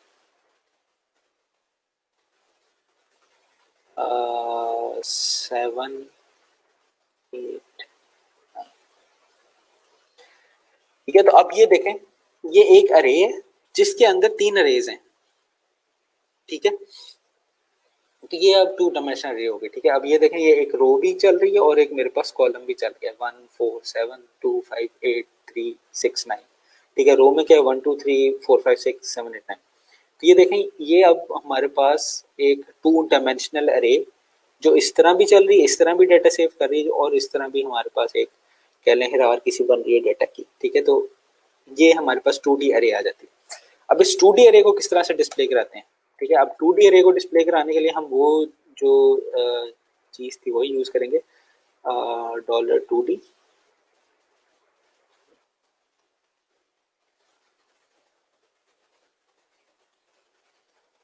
सॉरी इज इक्वल टू नहीं डालना है, यहाँ पे हम लिखेंगे इंडेक्स। ठीक है, अब फॉर एग्जांपल मैंने ये वन प्रिंट कराना है। ठीक है, तो वन हम जीरो से प्रिंट कराते हैं अगर ये इस अरे में होता, लेकिन ये इस अरे का तो जीरो है, इस अरे का क्या बनता है। अब ये हम रोज और कॉलम्स में देखेंगे, पहले पहली रो का जीरो, और कॉलम कॉलम में कौन सा नंबर आ रहा है, ये जीरो ही आ रहा है। ठीक है, जीरो से शुरू करते हैं ना, जीरो आ गया। ठीक है, इसको मैं यार हम ना यहाँ पे लिख देते हैं, एक और लाइन ब्रेक डालते हैं, और यहाँ पे लिखते हैं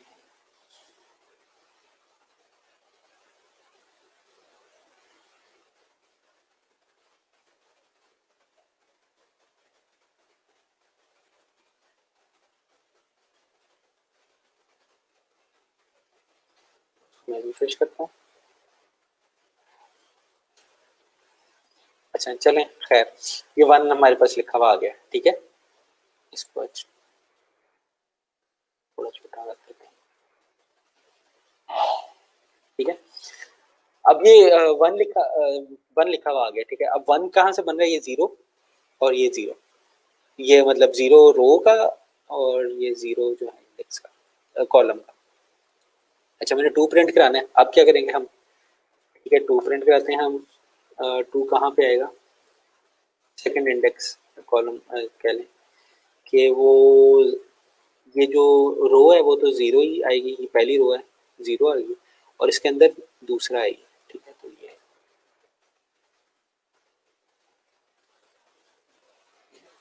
ये सॉरी वन करना, ये टू आ गया। ठीक है, इसी तरह से बल्कि हम इसको ऐसे करते हैं कि स्पेस प्रिंट कराते हैं यहाँ पर,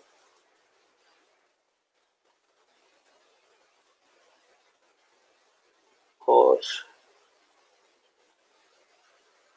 0 2 पे तीसरा इंडेक्स आ जाएगा हमारे पास। ठीक है, तो ये 1 2 3 आ गया। ठीक है, अब इसी तरह ये वाली चीज हमने करनी है, इसकी को मैं कॉपी कर, यहाँ पे हम एक लाइन ब्रेक रखते हैं हम।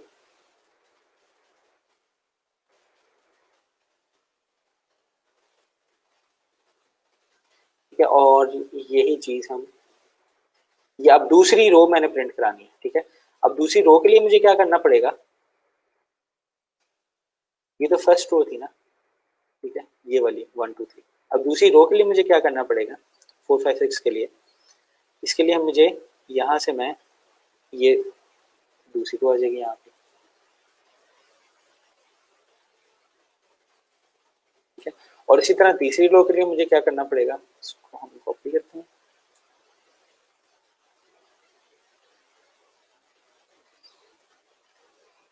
खैर ये बिल्कुल अच्छा नहीं है पूरी रो प्रिंट कराने का, इसके लिए हम फॉर ईच लूप या फॉर लूप यूज करते हैं, वो आगे जाके अभी हमने पढ़े नहीं है तो हम इस तरह करा रहे हैं।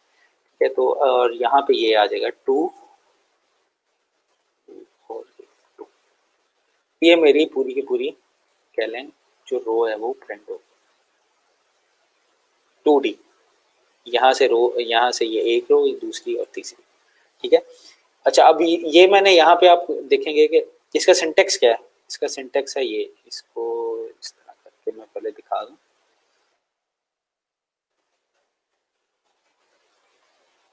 ठीक है, असल में ये इस तरह है कि ये एक अरे है, इसके अंदर ये 3 अरेज हैं। ठीक है, 2 डायमेंशन अरे है ना, तो ये एक मेन अरे है मेरे पास, अरे के अंदर एक और अरे, अरे अरे। ठीक है, इस अरे के अंदर एक और अरे।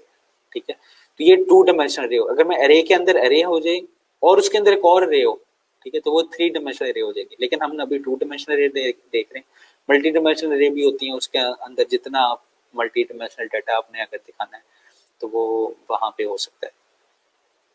ठीक है, तो ये 2 डायमेंशनल अरे क्या करेंगी कि ये 2 डायमेंशनल डाटा को स्टोर करने की कैपेबिलिटी रखती हैं। ठीक है, तो अब यहाँ पे देखें अरे, उसके अंदर मैंने मल्टीपल अरेज डिस्प्ले करवा ली है। ठीक है, तो इसको कह लें कि रीडेबिलिटी के फंक्शन से मैंने इसको इस तरह करके लिख दिया।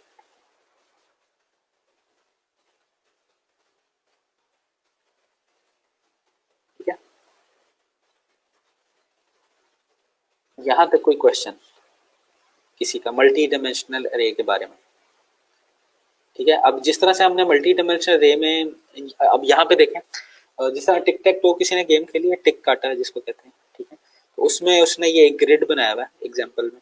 ठीक है, तो वो ग्रिड की उसने इन्फॉर्मेशन सेव करवाई हुई है। ठीक है, एक यहाँ पे एक्स है, यहाँ पे ये खाली है, यहाँ पे ओ है, यहाँ पे 0 है, यहाँ पे ओ है, यहाँ पे एक्स है, यहाँ पे भी एक्स है, यहाँ पे ओ है और यहाँ पे खाली है। ठीक है, तो ये मेरे ख्याल में हाँ गेम ड्रॉ ही हो गई है एक तरह तरीके की, नहीं बल्कि यहाँ पे ओ आएगा तो ये लाइन बन जाएगी। खैर तो ये भी मतलब आप देख लें, ये इसने एग्जांपल भी इस तरह की दी है कि पूरे की एक ग्रिड की एक इंस्टेंस में जो कह लें कि इंफॉर्मेशन है वो उसने इस तरह से सेव करवाई दी है। ठीक हो गया। अच्छा, टू डायमेंशन रे में हमने और कुछ देखना है? हमने और कुछ नहीं देखना टू डायमेंशन रे में। वेरिएबल नेमिंग रूल्स पे हम आते हैं। सर 2D अरे प्रिंट करवाने के लिए लूप यूज कर सकते हैं? हाँ जी बिल्कुल, लूप यूज करें और उसमें फॉर ईच लूप यूज करें। ठीक है, अभी ये हमने खाली इसलिए देखा है कि हम देख रहे हैं कि एक्सेस कैसे करना है चीजों को, और आपने इको नहीं यूज करना हर दफा। ठीक है, इको तो मैं डिस्प्ले करवाने के लिए, एक्सेस असल में तो हमने एक्सेस करना होता है ना, कोई कह लें कि प्रोसेसिंग करनी होगी। ठीक है, इसको मैंने उसमें, इसको मैंने इसमें ऐड करना होगा, रिजल्ट दिखाना होगा। ठीक है, तो तब मैं क्या करूंगा, तब मैं इको नहीं यूज करूंगा, तब मैं इसको एक्सेस करूंगा और इसको एक्सेस करूंगा। मैंने अभी ये इसलिए दिखाया कि सारे एलिमेंट्स किस तरह से एक्सेस हो रहे हैं।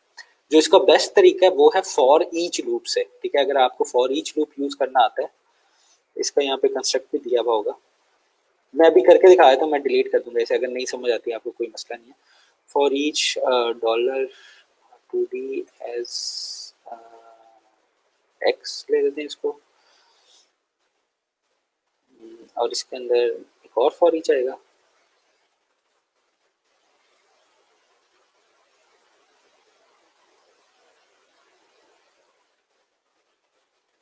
और डॉलर एक्स एज 5। हमने क्या करना है इसको, ठीक है। तो ये मैंने आपको दिखा दिया है, इसको हम एक एक लाइन में आ जाएगा सारा, ठीक है। ये सारी जो अरे है वो एक लाइन में आ गई। इसको लाइन में अगर आपने प्रिंट नहीं कराना तो आप इसको ये भी कर सकते हैं,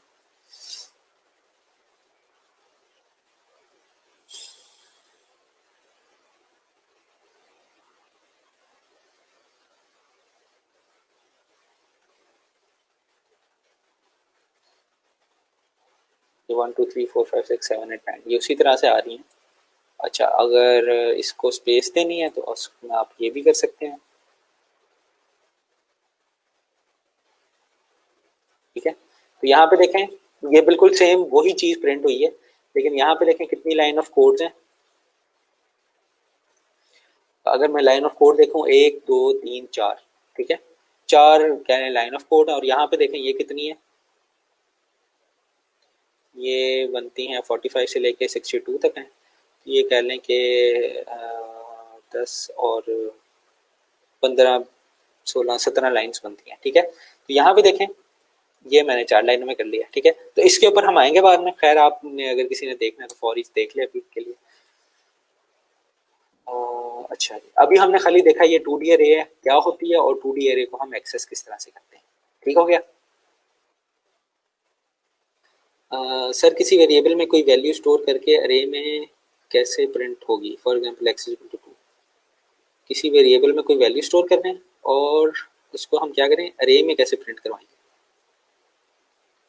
मुझे सवाल की समझ इस तरह से नहीं आई कि इसका मकसद क्या होगा कि एक्स में मैंने 2 प्रिंट करा लिया, अब इसको क्या करना है। अब इस 2 को तो मैं वैसे ही यूज कर सकता हूँ, आप कह रहे हैं इसको मैं अरे में किस तरह लेके आऊंगा। अच्छा, अब फॉर एग्जांपल हमने ये अरे बनाई है, ठीक है।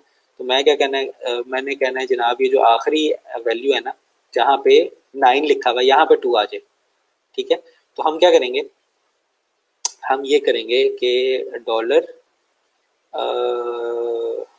क्या था इसका 2D नाम था अरे का 2D। अच्छा, इसका ये इंडेक्स कौन सा बनता है, 2 बनता है, 2 अच्छा इसकी वैल्यू क्या हो जाए, इसकी वैल्यू हो जाए $x, ठीक है। ये असाइनमेंट ऑपरेटर भी नहीं हमने पढ़ा अभी, खैर। तो अब क्या होगा, अब मैं इको कराता हूँ $22 को,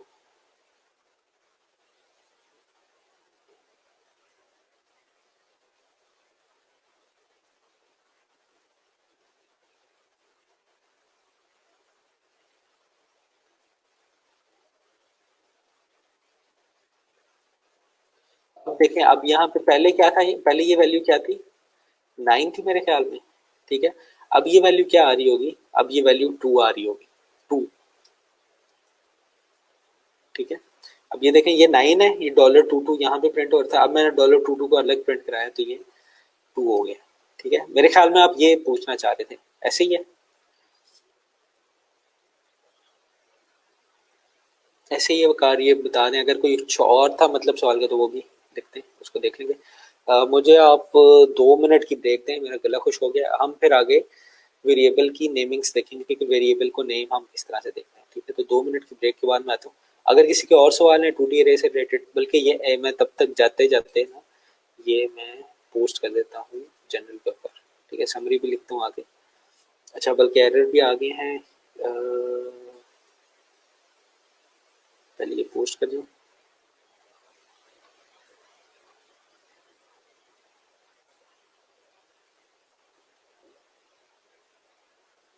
एचडॉक्स इसमें ये पड़ी है PHP और इसमें ये इंडेक्स, ये एरर देख लेते हैं अभी, तो ये आपने पहले से पोस्ट किया होगा। अच्छा जी, ये क्या कह रहा है, ये कह रहा है problem unable to process MySQL will not start the configured port free, you need to uninstall disable from blogging application और reconfigure listen different port, ठीक है। ये ना मैं आपको यार ये आप कॉल कर लें तो मैं आपको ज़्यादा आसानी से बता दूंगा। चलें मैं वैसे बता देता हूँ। अच्छा, आपने करना क्या है, ये मैं स्लो स्लो बताता हूँ, ठीक है। अगर आप सुन रहे हैं, कौन है आप, तौहीद। अच्छा, ये देख लें इसका प्रोसेस, ये बल्कि ना मैं आपको वो भी भेज दूंगा इसका। आपने करना है क्या है, आपने जाना है कॉन्फ़िग में, ठीक है, और माई INI। अब ये क्या होती है कि कॉन्फ़िगरेशन फाइल होती है, ठीक है। ये मसला अगर पोर्ट का आपका अपाची के साथ आ रहा होगा तो आपने अपाची की कॉन्फ़िग में जाना php.ini, ठीक है। अब ये MySQL का INI है तो यहाँ पे आपने mysql.ini इसकी कॉन्फ़िगरेशन फाइल होगी। अच्छा, अब ये कॉन्फ़िगरेशन फाइल खुल गई। अब यहाँ पे क्या होता है, यहाँ पे आपकी पोर्ट नंबर दिया हुआ होगा कोई, ठीक है। आपकी कौन सी पोर्ट है जो ब्लॉक हुई हुई है,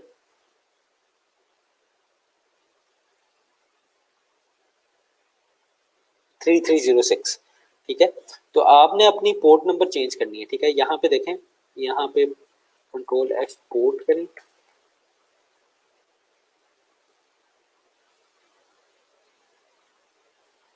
ये इसको शुरू से करते हैं।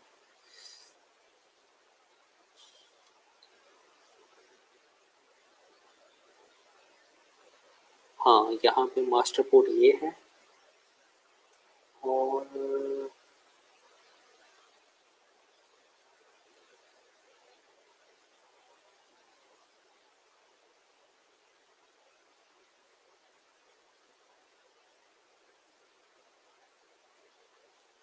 अच्छा, चेंज मास्टर करके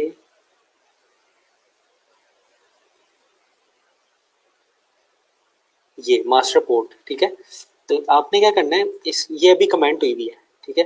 अब इसको आपने यहाँ से कमेंट रिमूव करना है और यहाँ पे पोर्ट नंबर कोई दे देना है, ठीक है। कोई नहीं देना आपने, पोर्ट नंबर इसके डिफॉल्ट ही होंगे, 3307 करके देख लेते हैं। 3307, ठीक है। और इसको मैं चलाता हूँ, यहाँ पे वैसे 3306 भी दी हुई है पोर्ट, ठीक है। तो कमेंट करना पड़ेगा शायद, इसको देखते हैं चला के।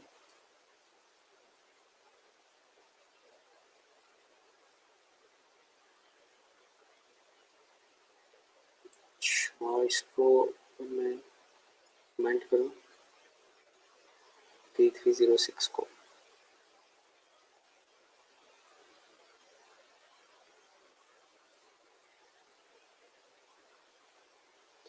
हाँ ये पोर्ट आपको देखनी पड़ेगी, ये मैं आपको देख के बताता हूँ। 3307 भी ना कहीं यूज़ हो रही है, ठीक है। तो ये मास्टर पोर्ट मैं बंद करता हूँ, 3307।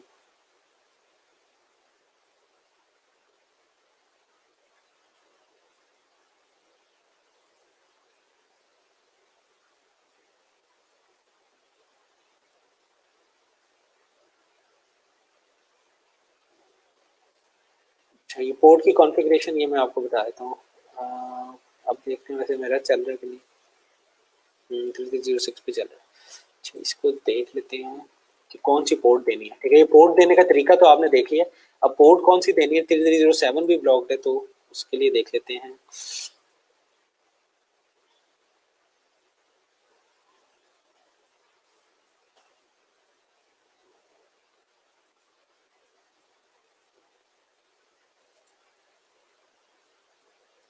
अच्छा, इसके लिए यहाँ पे देखें,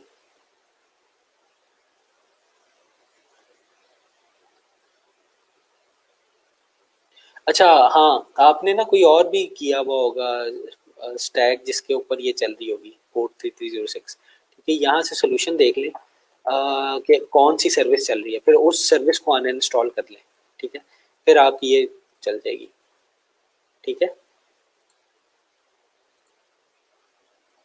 कमेंट साइड कर दिया मैंने, और इसको मैं यहाँ से ट्राई कर देता हूँ।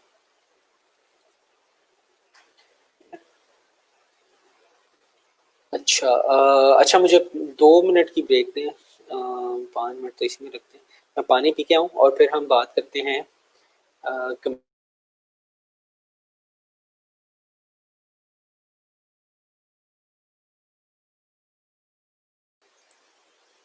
हाँ जी, हम थे वेरिएबल नेमिंग रूल पे, ठीक है। तो जब भी आपने वेरिएबल का नाम रखना है, आप कोई भी नाम रख सकते हैं, लेकिन कुछ रूल्स हैं उनको फॉलो करना होगा। जिस तरह से आप जो वेरिएबल का नाम है वो लेटर और अल्फ़ाबेट से स्टार्ट कर सकते हैं खाली, या अंडरस्कोर से, ठीक है।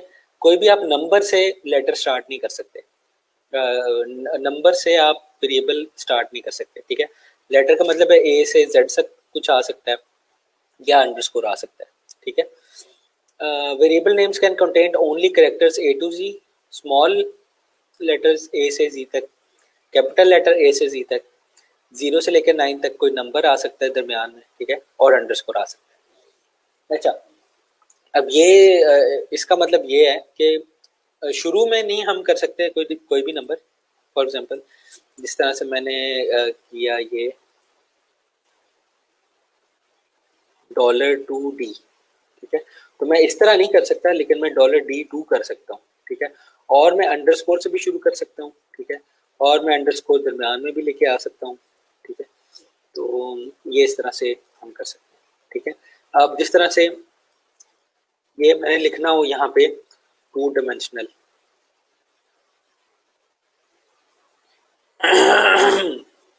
इसके दो तरीके हैं, एक तो ये तरीका है, एक 2 डायमेंशनल अलग से पढ़ा नहीं जाता, तो आप इसको 2 डायमेंशनल इसको इस तरह से लिख सकते हैं कि पहला लेटर 2 का कैपिटल और जो नेक्स्ट वर्ड का लेटर है वो कैपिटल, क्योंकि स्पेस तो आ नहीं सकती, ठीक है।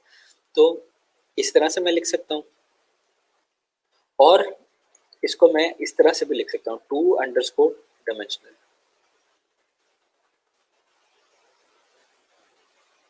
ठीक है। ये अंडरस्कोर आ सकते हैं, लेटर्स आ सकते हैं, और नंबर्स जो हैं वो दरमियान में आ सकते हैं, ठीक है, लेकिन स्टार्ट हमेशा लेटर से होगा या अंडरस्कोर से होगा। कैपिटल लेटर भी यूज कर सकते हैं आप, स्मॉल लेटर भी यूज कर सकते हैं। Variable names may not contain any space. If a variable must comprise more than one word, it should be separated with underscore, ठीक है। Variable name are case sensitive, ठीक है, केस सेंसिटिव होते हैं। ये केस सेंसिटिव का मतलब ये है कि ये वाला वेरिएबल और होगा और ये वाला वेरिएबल और होगा, ठीक है। तो ये एक और वेरिएबल है और ये एक और वेरिएबल है, इसका आप ध्यान रखिएगा। अच्छा, अब मैं आज की समरी को देख लूँ थोड़ा सा। यहाँ पे हम क्या लिख रहे थे?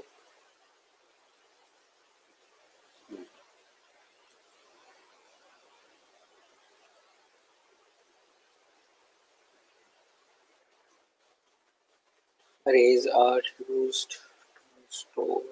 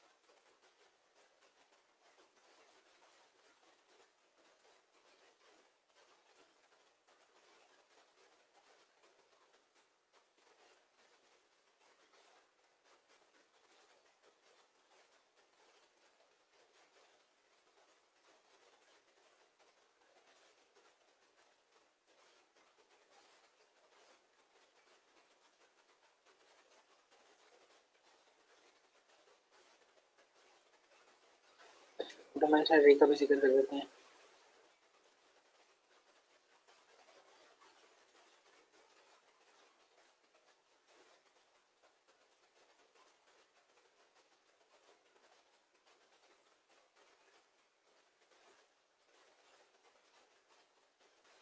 अच्छा, 2 डायमेंशन अरे हम इसलिए यूज करते हैं क्योंकि हमारी जो इन्फॉर्मेशन की स्टोर करने की कैपेसिटी है ना, वो बढ़ जाती है 2 डायमेंशन अरे में और सिंगल डायमेंशन अरे में। सिंगल डायमेंशन अरे में हम एक ही जगह पे स्टोर कर रहे होते हैं, 2 डायमेंशन अरे में हम ज्यादा जगह स्टोर कर रहे होते हैं। फॉर एग्जांपल जिस तरह से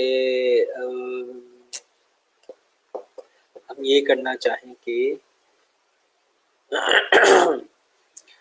जिस तरह से ये एक एरे है, ठीक है, चलिए इसको फिर हम आज इतना ही रखते हैं, कल के लेक्चर में देख लेंगे बाकी। तो अगर कोई सवाल है तो आप मेरे से पूछ लें, ठीक है। कल 2 डायमेंशन रे से ही आगे स्टार्ट करेंगे, और फिर ये अरिथमेटिक ऑपरेशंस जितने हैं, प्लस माइनस मल्टीप्लाई डिवाइड, और अरे को अरे manipulation, string manipulation, string concatenation, ये हम कल देखेंगे, ठीक है। चलें, कोई सवाल होगा तो पूछ लीजिएगा मेरे से स्लैक के। मैं कोशिश करता हूँ ये जो आज आपके जो सवाल हैं इनको रिप्लाई कर दूँ। सॉरी लेट हो गया इस बारे में। ओके, थैंक यू, अपना ख्याल रखिएगा, अल्लाह हाफिज़।